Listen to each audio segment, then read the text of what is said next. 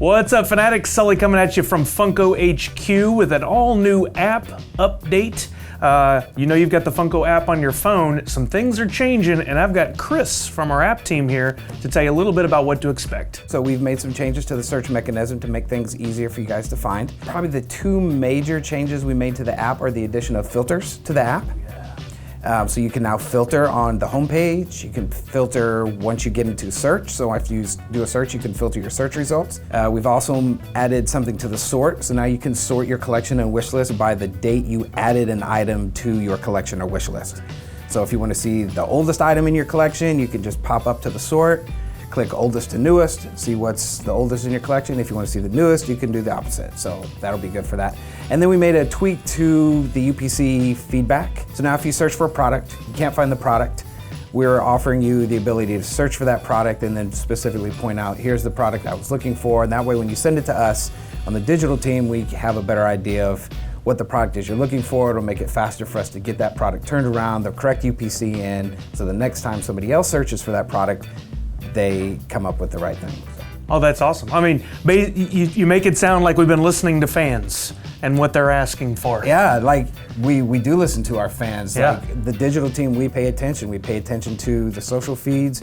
We pay attention to all the feedback that the fans are sending through the app now.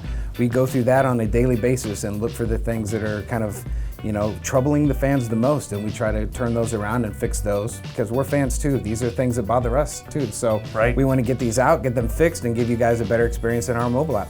So based on what you're telling me, I know one of the things that we heard from fans most was, hey, I want to be able to search Batman, but there's so many Batman things out there. Once I search Batman, can I narrow it down to just Pop?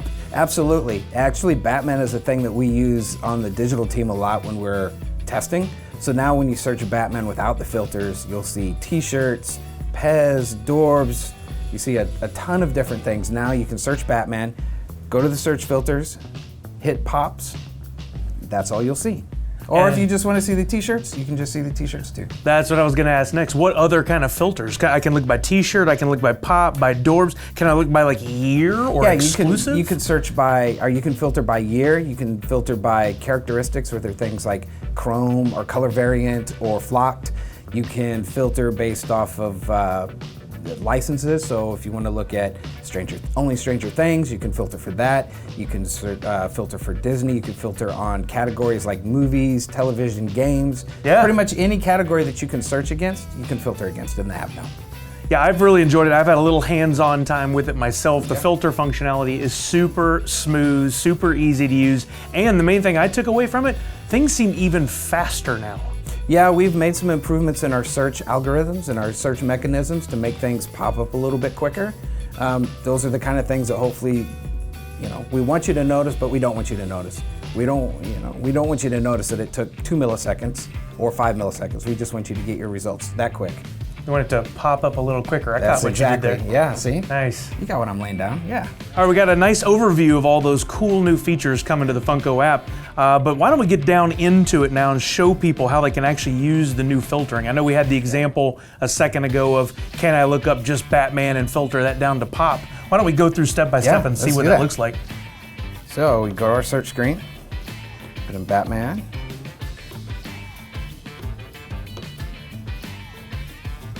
So there we go, there's your Batman. You can see from the get-go, there's some t-shirts, some bombshells. There's a whole list of products here. Right. So now we have the filter at the top. Click the filter. And right there you can see all the different options by which you can filter. Brand, yep, it's all right there. So we'll go into brand. There's Pop right there. Click Pop, apply the filter. You'll see these are t-shirts at the top, but they're like, they have Pops, Pop and T, so that's why they're up there. But you'll notice bombshells are gone, t-shirts are gone, anything with Pop is up there. Yeah, that's gonna help a lot, especially with a collection like Batman where there's hundreds, maybe thousands of items at this point. I've seen people say, hey, I wanna know what all the exclusives were from like a New York Comic-Con a couple years ago. Is there a way to do something like that? So we have an exclusive. So when you hit filters, there's an exclusive category. So in here, you'll be able to, anything that we have that's an exclusive, you'll be able to go through here. So like here's D23 Expo. Nice. So if you click that, there's 10 items in there. And then that's all the D23 Expo exclusive. Nice, going from several D23 expos back, I see. Yeah, it should be anything that's in our metadata that has D23 as an attribute. It should show up there. And of course, this is a good opportunity to interject and say if you see something that is incorrect in those searches, we're always looking for that feedback as well. Y'all can leave that within the app so that we can go in and get it corrected. Every time you give us that feedback, it makes the app a little stronger. So we saw filtering, looking at those Batman pops, but what about sorting your searches or your collection? Yeah, absolutely. Once you go into your collection or your wish list, it defaults by the newest first. And if you change it to oldest, it'll sort and come up with your oldest item in your collection or wish list first. Yeah, this is going to come in very handy for those of us who have the old brain and can't remember what we've recently added to our collection. So now I can go check back and go, did I get that one when I was at Funko HQ the last time? And I'll know if I got it or not. So we can actually help those of us who come along after us and search for an item by scanning it. You know, the quickest way to add it to your collection. We'll scan it using the iPhone here, see if the barcode matches up with something that doesn't. We can actually search and kind of make that connection in the background. Right. Want to see what that looks like? Let's show you what that looks like. Bring up our search, scan, didn't come up, so let's look for... Pick a nice unique keyword, Sinestro. Sinestro. Which is also fun to say, Sinestro. Sinestro, so you'll see there's some Sinestros there. It came up with 5 results. And there it is. And there it is right there, Hal Jordan and Sinestro. So from here you would have an option if you didn't see the item. You could click this, I didn't see the item I scanned, and let us know. Or if you click Hal Jordan and Sinestro, it says, yes, report this missing UPC, or no thanks. So if you choose to let the person behind you go on a scavenger hunt, then you could do so, which I don't suggest. Or you can say, yes, report the missing item, then it sends us the UPC and the item so that we can link those up in the back end. So if you want to get the right to your own privacy and you don't want to share, you go right ahead. Forced scavenger hunts. Yes. Frowned upon. Try to help each other out.